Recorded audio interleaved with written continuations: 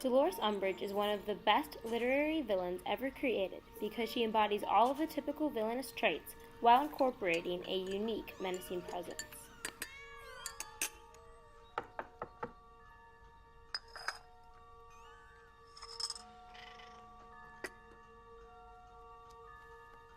You're going to be doing some lines for me today, Mr. Potter. No, not with your quill. I'm going to be using a rather special one of mine. I want you to write, "I must not tell lies." How many times? Well, let's say for as long as it takes for the message to sink in. You haven't given me any ink. Oh, you won't need any ink. One trait all villains have in common is that they are cruel. Umbridge's cruelty is demonstrated in this scene where she forces Harry to carve her message into his own skin.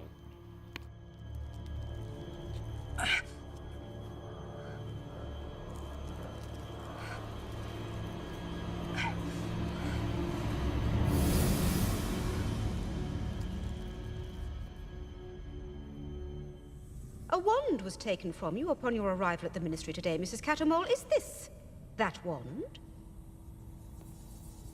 Would you please tell the court which witch or wizard you took this?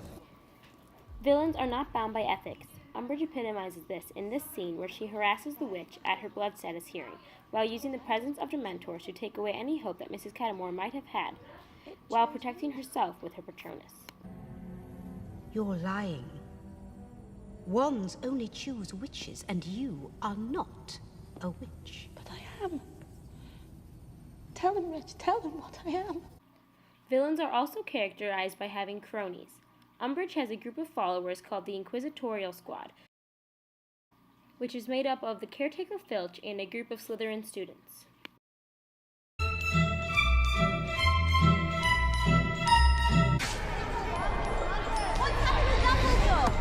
Having already revolutionized the teaching of defense against the dark arts, Dolores Umbridge will, as High Inquisitor, have powers to address the seriously falling standards at Hogwarts School. Without power, villains would not be feared. It is the desire for control combined with the power they have that makes them terrifying.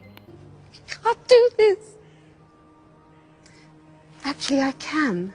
Dumbledore, may I remind you that under the terms of Educational Decree number 23, as enacted by the Minister... You have the right to dismiss my teachers.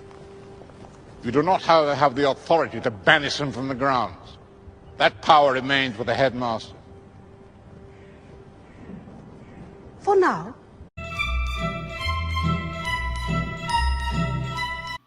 In addition to portraying the usual traits of a villain, Umbridge depicts a supplementary quality. She is extremely feminine, as she is depicted exclusively in pink. This is unique because while female villains are perpetually sexualized, they usually wear dark-colored, tight clothes, whereas this sickeningly sweet appearing older woman offers an unpresuming physique that doesn't instinctively inspire fear.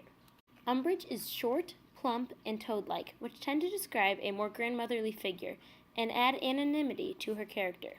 When we first meet her, we don't expect someone so evil to develop from such a small lady in such a pink sweater. Please! No, enough! I will have